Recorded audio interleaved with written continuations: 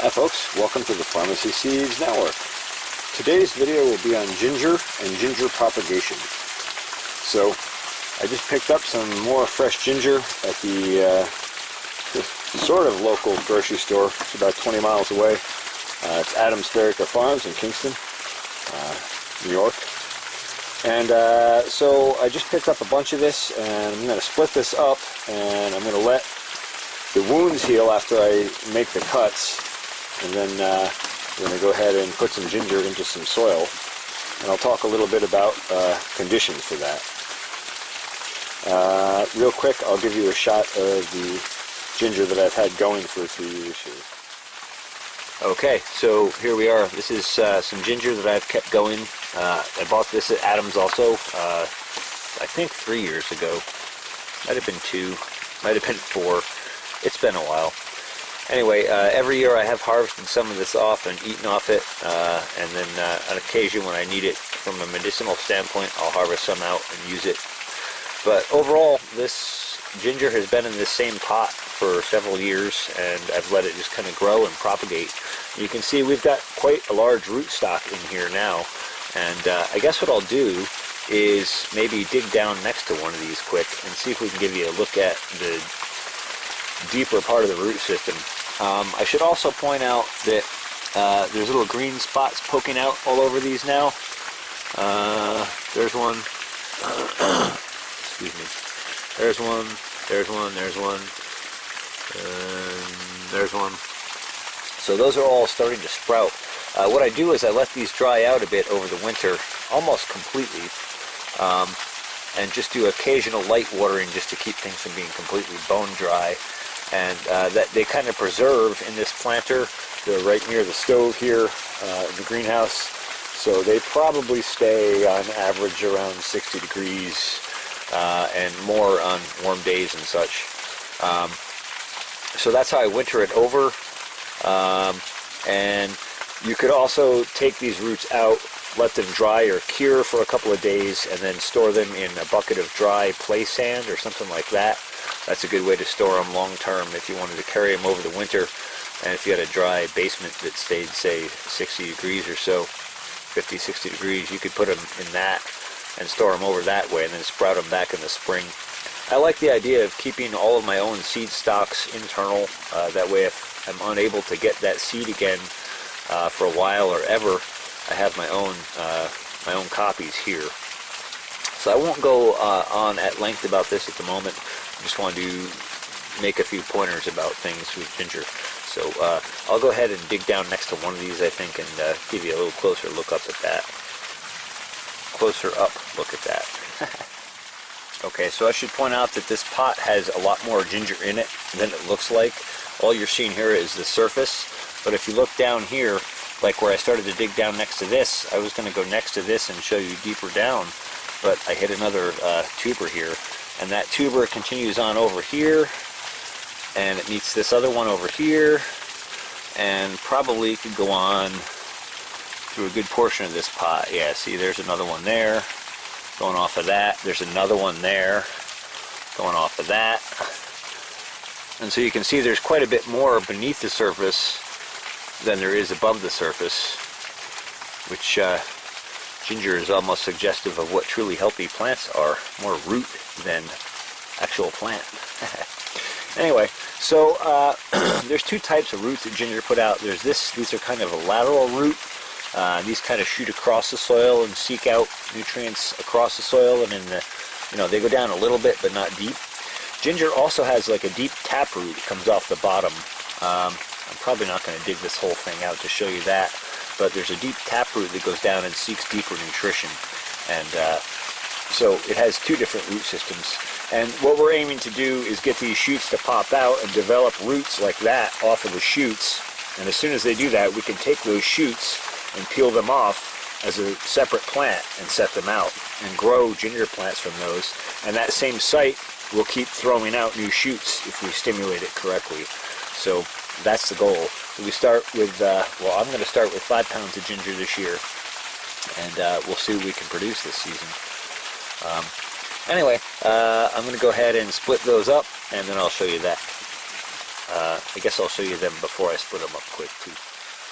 Okay, and so this is being sold at Adams as fresh ginger, and you can definitely tell it's fresh. I just took it out of the plastic bag that it came in, and you can see that darkness here on the outside. That's actually moisture that's accumulated on the root in the bag in, say, the last hour, hour and a half since I bought it at the store.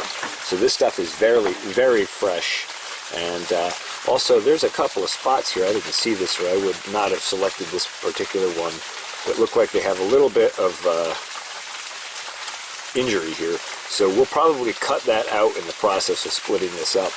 And basically what we're looking to do is multiply as many root sites as possible without depreciating the seed stock of the root rhizome, so to speak, too much.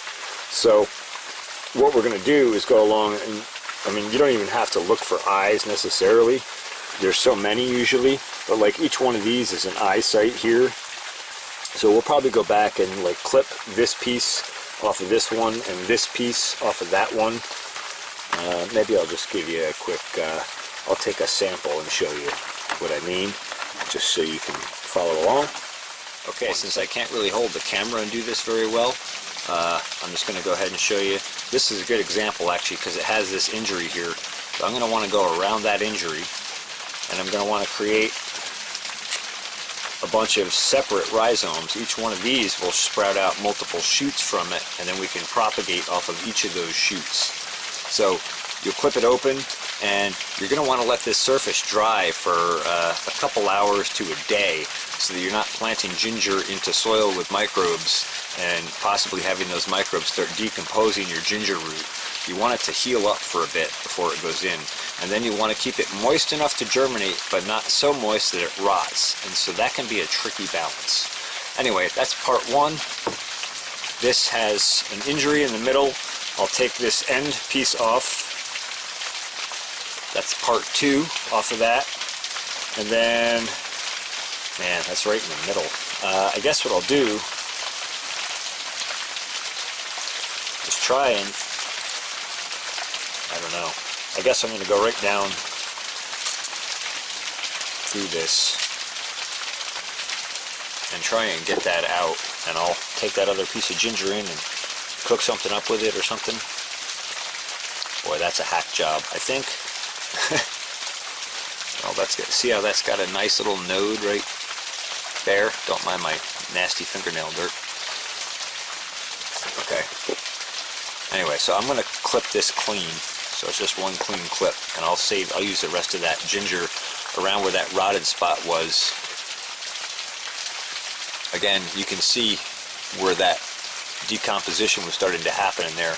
You want to eliminate stuff like that. You want nice clean roots. You want them clipped clean. You want them to have at least one eye on them, preferably several. And then you'll go ahead and let these dry out for a little bit so that none of these surfaces are damp before you plant, so that you don't have bacteria and fungi growing, the wrong kind growing on the root before the root can start to establish itself.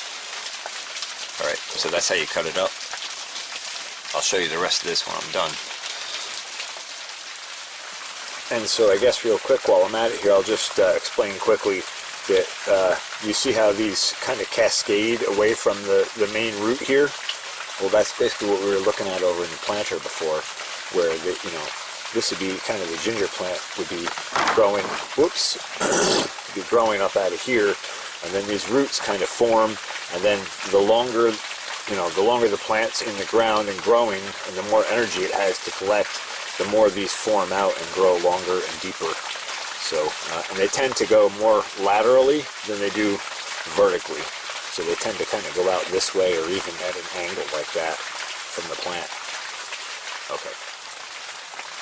Okay, so it's all cut up. I used the clippers to do that. That's really the easiest way to do that. Ginger is a very, very fibrous root, and so if you're going to cut this with a knife, it's going to be pretty stubborn. So a nice sharp pair of clippers makes that job very easy. You'll notice I kind of err on the side of caution with the larger stuff. I mean, I probably could have cut this in half in here, or I probably even could have like clipped this and that off, and then maybe this back third, and I would have had 4. but I tend to err on the side of larger ones. I find that they seem to sustain better for that initial takeoff, and it makes sense. You know, it has a lot more of its seed energy basically to dedicate to getting a new plant started.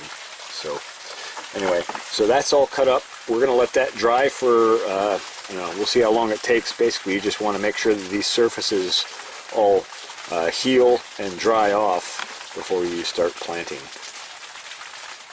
Anyway, we'll do that, and then we'll put them into a starter setup, and I'll show you how I do that.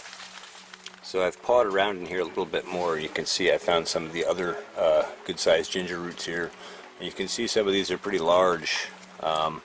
So there's a lot more in here. It's kind of deceptive. There's a lot more in here than it looks like, and they're pretty well deep-rooted and established, so I think I'm going to leave them in this container and just top it up with a good mix of soil and a little goat manure and rock dust and kelp meal. And then, of course, I will be giving foliar feeds and drenches as well. But I just wanted to give a quick example. This is more what that deeper taproot looks like. And this can go down several feet in the right soils and climates. and so that's kind of like a deep nutrition reaching root. Also, this one is actually starting to sprout. So this is an excellent example of what they look like as they start to sprout. So I thought I would give you a shot of that. Ginger is slamming it. Nice, big, healthy, happy stalks coming up out of there. Try and get you. Oops, sorry. Try and get you a shot in underneath the canopy. You see, there's a lot of ginger stalks in there. So I am improving my seed supply bit by bit every year. That's been kind of a learning curve to figure ginger out, so to speak, and kind of get used to growing it. I think I'm starting to get a handle on it now. And then we'll go take a look. It's been about 2 hours or so, maybe 2.5, and we'll go take a look at the ginger that I cut up before, and we'll take a look at how it's starting to dry. Okay, I've had it up here because that's the pathway from that big fan right there that blows across. Just kind of an auxiliary major airflow fan for the greenhouse to keep good airflow. We'll just have a look. We'll see that end is starting to dry, and you can probably see the difference. Actually, maybe I'll take and that's what I'll do. I'll take and put a side-by-side shot in here with the video overlay and show you the end of before and this, and like this one's drying a little bit faster. These aren't quite dry yet, but you can see how they're starting to kind of crust over and dry up a little bit. That's what you want before you start planting them. Okay, so you can see I've topped that up with some of my fresh soil mix. Just recycled greenhouse soil. It's had good 6 months to a year to rinse outside in the rains, and then it was recycled back with the cement mixer with some goat manure and some rock dust and some kelp meal, just for a base. So that's that. That's the same soil I'm going to use for this next phase, which we'll go into as soon as the ginger dries. The wait won't be as long for you as it is for me. So while we're waiting for that ginger to dry, we'll just take a quick look at this avocado tree, mostly because I have turmeric in this planter below. But I'll just mention quickly, I did a video on pruning this about 2 weeks ago about the balance between cytokine and auxins for roots and shoots and that sort of thing. And so I should just point out that since I did the prune back of those top two, all these other branches are exploding into new growth. Put the headlight on here so you can see a little better. And they're taken right off. So this tree is doing well. I've controlled the height, and now it's going to branch out nice. And of course, like I talked about, that pruning there will actually force new root growth, and then that new root growth will come back and support new shoot growth. So that cytokine balance tip can really work in your favor if you know how to manipulate it. Okay, so I planted some turmeric in here last year. I had tried turmeric 1 year before, and I think the seed stock I got was not well, not very well prepped, and I also don't think I kept the soil warm enough here in the greenhouse. But this last spring, I got some new turmeric. Actually, I think my mom gave it to me back in the winter, and I saved it. And I planted it out last year, and it grew. This is the first year I ever grew turmeric, and I think it did pretty well. I have been hesitant to dig up in the canopy or the root of this nice avocado plant, but I thought since we're talking about ginger and rhizomes, and since turmeric and ginger are very similar in care and growth method, almost identical, we would just take a look. And so you can see that the turmeric has done quite well in here also, and I might end up actually having to dig this out of here and move it to a new container so that it doesn't make for problems later on with the root system of the avocado. I don't want to be disturbing that too much. And you can see there's some bio in there. There's some kind of a worm there doing his thing, an ant. Anyway, so I'll just dig out. You can see that root structure all around that coming out of there. And I don't know if you can see, well, without injuring it, I can't really show how yellow it actually is. But you can see this avocado root coming down past it. Interesting. It's all through here. This is another one here, the top stem, the dead top stem of last year. And it's kind of buried in here also. Yep. There's a nice piece right there. You can kind of see the yellow there.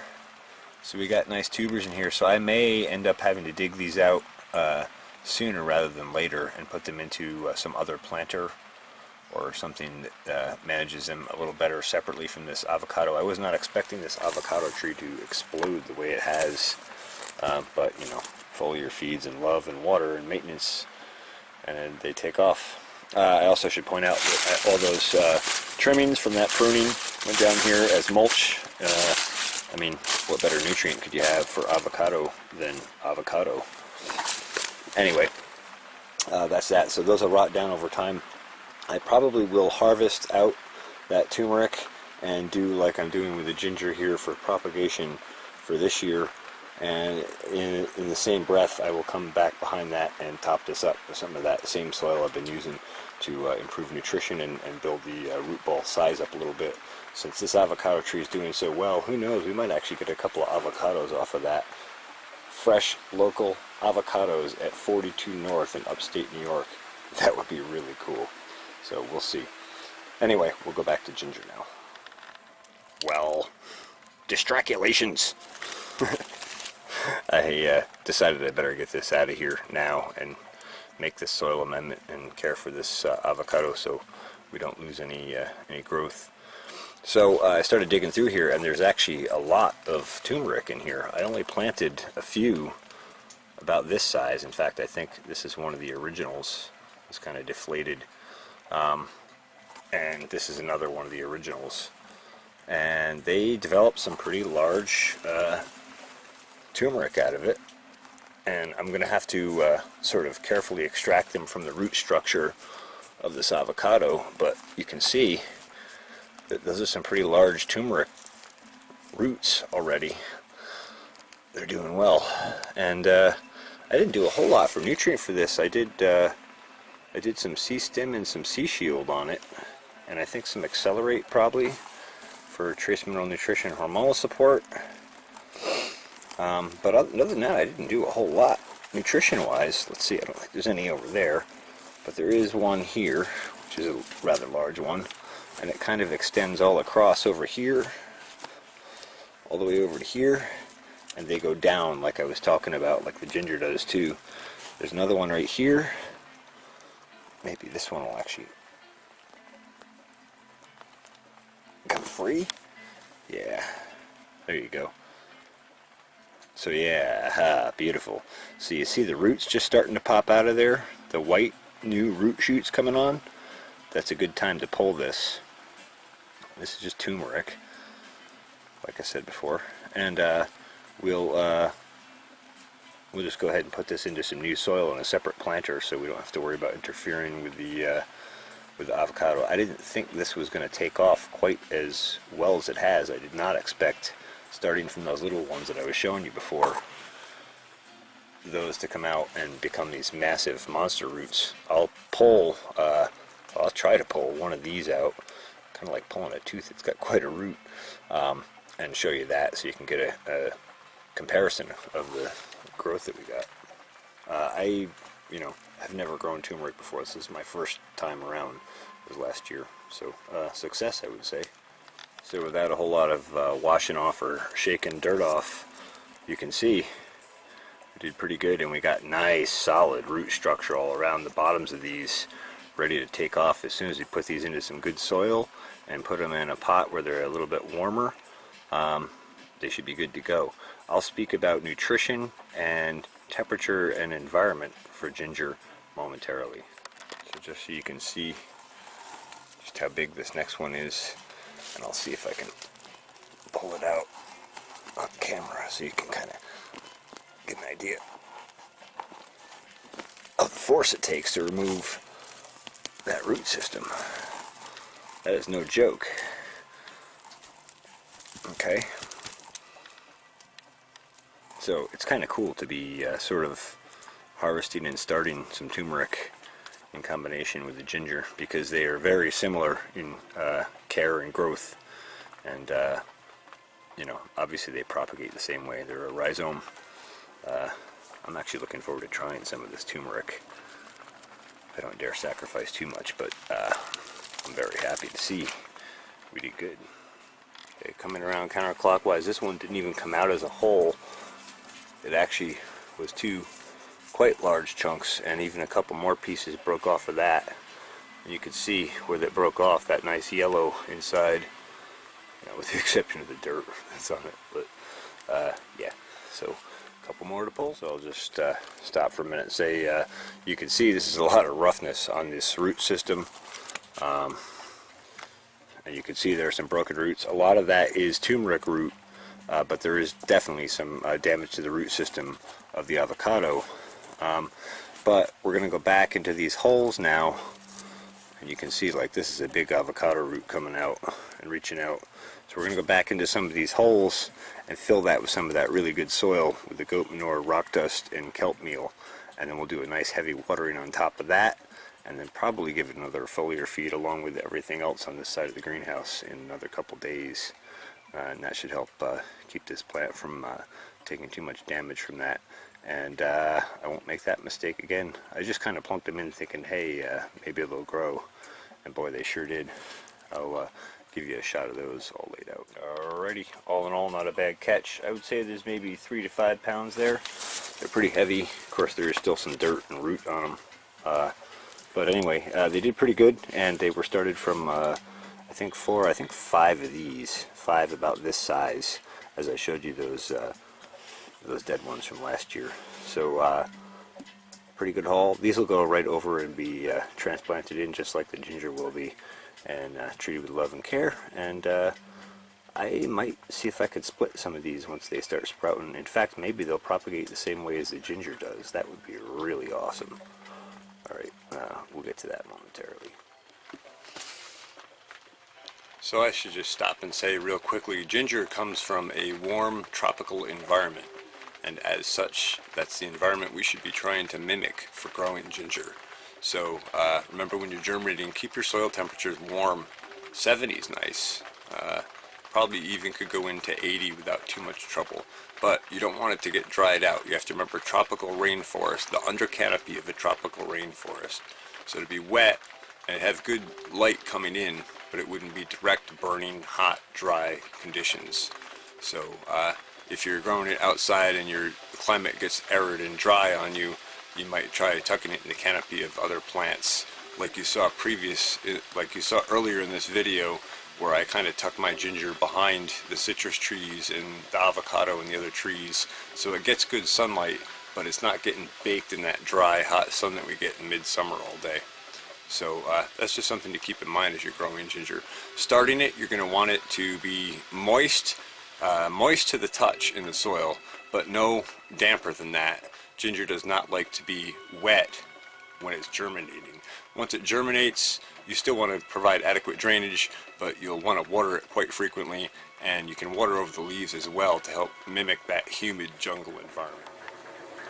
Just a quick shot to show it topped up with soil again. as I said, I filled into those holes that were there. This is amended soil with goat manure, rock dust, and kelp meal. Another advantage of a large pot of hot water in the greenhouse, the soil I just brought in and mixed was very cold, so I come through, not too hot of course, as always.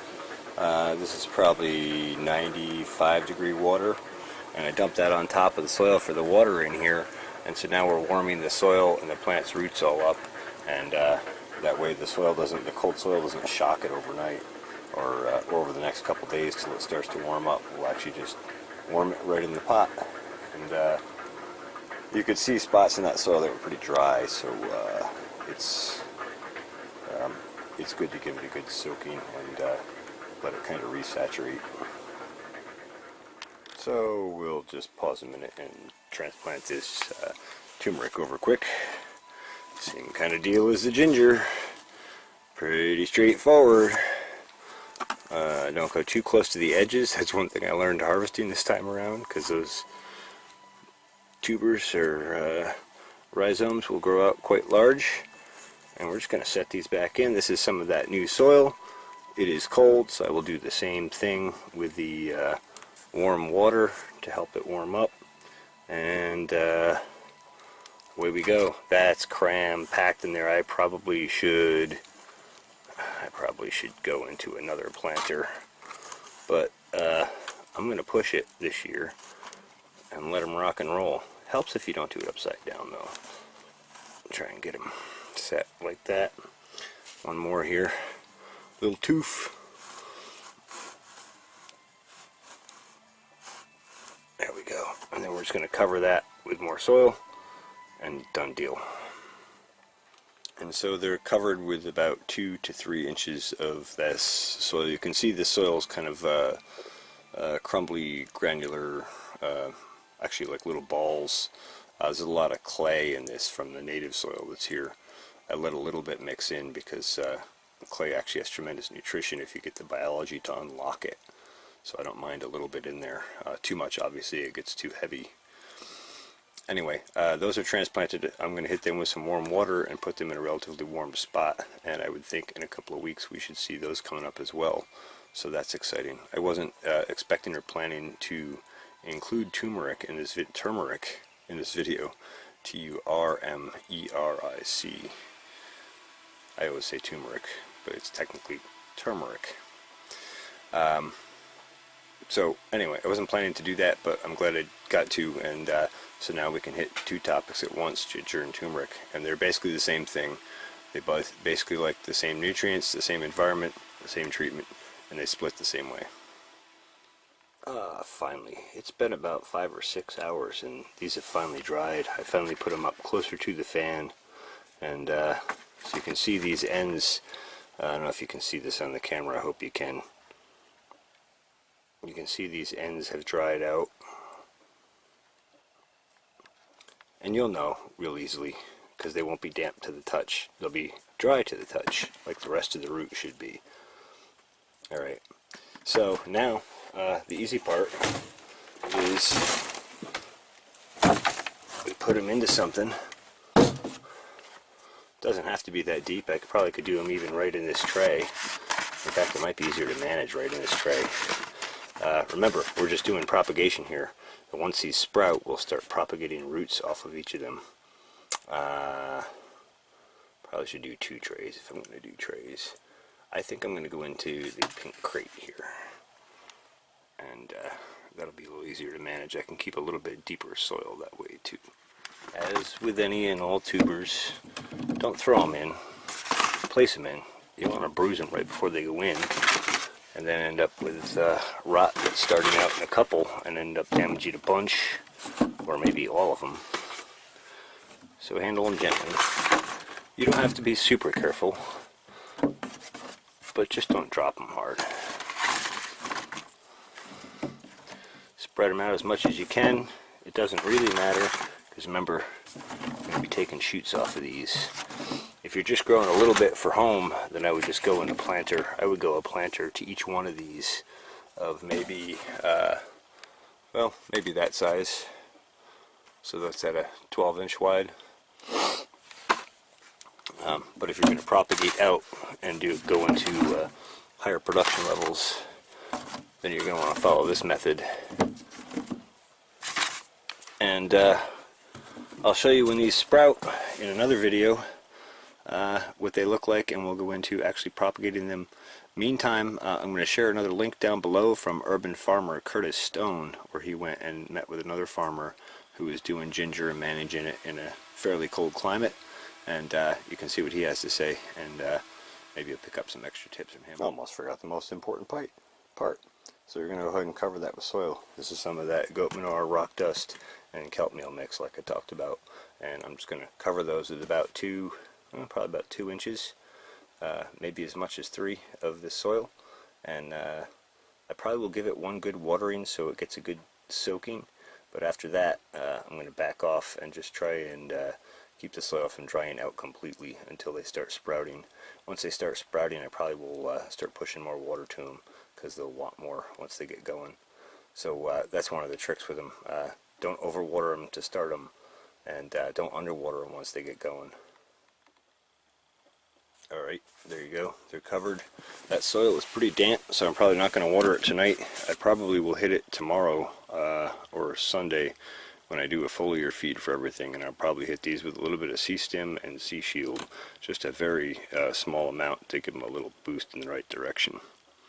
And then it's a waiting game. We're going to keep them up here on the bench where the temperatures are fairly warm, and let them start to germinate, and they'll sprout off, and then we'll start taking those sprouted plants and roots off the rhizome and propagate those out as plants, and they will keep re-sprouting. So there you go. Thanks for watching the Pharmacy Seeds Network.